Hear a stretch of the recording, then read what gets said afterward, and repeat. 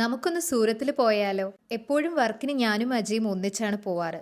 ഇത്തവണ ഒരു ചേഞ്ച് ആവട്ടെ എന്ന് കരുതി ഞാൻ മാത്രമാണ് പോകുന്നത്. Bangalore to Surat flight duration വരുന്നത് 1 അവർ ആണെങ്കിലും സർജാപൂരിൽ നിന്ന് ഞാൻ ബാംഗ്ലൂർ എയർപോർട്ടിൽ എത്താൻ മിനിമം ഒരു 2 അവറെങ്കിലും എടുക്കും. ഉച്ചയ്ക്കാണ് എന്റെ ഫ്ലൈറ്റ് വരുന്നത്. ലേറ്റ് ആവണ്ടെന്ന് കരുതി ഞാൻ ഒരു അരമണിക്കൂർ മുന്നേ എയർപോർട്ടിലേക്ക് പോവാണ്. ഊബറിൽ കയറിയതേ ഉള്ളൂ, അപ്പോഴത്തേക്കും ട്രാഫിക്കേ. ബാംഗ്ലൂരിനോട് ഒരു ഇഷ്ടക്കേട് തോന്നുന്നത് ഈ ഒരു ട്രാഫിക് ഉള്ളതുകൊണ്ട് മാത്രമാണ് കേട്ടോ. പിന്നെ ഇവിടുത്തെ ഈ ചെറി ബ്ലൗസ് എല്ലാം കാണുമ്പോഴാണ് ബാംഗ്ലൂരിനോട് ഒരു ഇഷ്ടമെല്ലാം തോന്നുന്നത്. അങ്ങനെ ഞാൻ എൻ്റെ എയർപോർട്ടിലെത്തി. ടെർമിനൽ 2ലാണ് എൻ്റെ ഫ്ലൈറ്റ് വരുന്നത്. ബോർഡിംഗ് പാസ് എല്ലാം എടുത്ത് സെക്യൂരിറ്റി ചെക്കിനെല്ലാം കഴിഞ്ഞ് കുറച്ച് നേരം ബാംഗ്ലൂർ എയർപോർട്ടെല്ലാം ചുറ്റിക്കണ്ട് ഞാൻ നേരെ ലഞ്ച് കഴിക്കാൻ കയറി. നല്ല വിശപ്പുള്ളത് കൊണ്ട് തന്നെ ഒരു സൗത്ത് ഇന്ത്യൻ താലിയാണ് ഞാൻ ഓർഡർ ചെയ്തത്.